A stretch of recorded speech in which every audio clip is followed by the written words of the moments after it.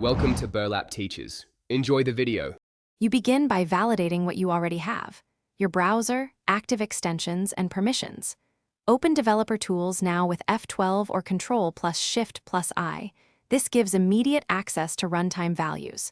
Once DevTools are open, load the fingerprinting script or extension you intend to use and grant any requested permissions. Explain why.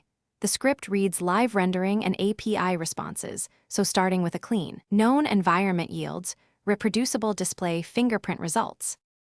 Next, collect the core inputs that form a display fingerprint. Use Canvas and WebGL to render test patterns and save the pixel hash. These capture GPU and driver behavior.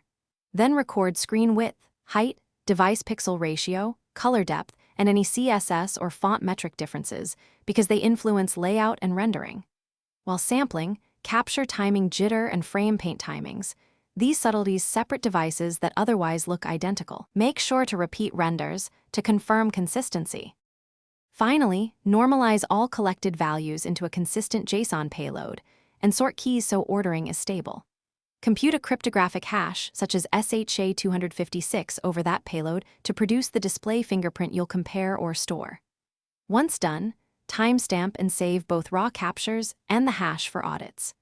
If results vary, rerun renders, disable browser extensions, clear hardware-accelerated rendering toggles, and recheck GPU driver flags. These are common sources of inconsistency. Thanks for watching. Consider subscribing if this video helped you.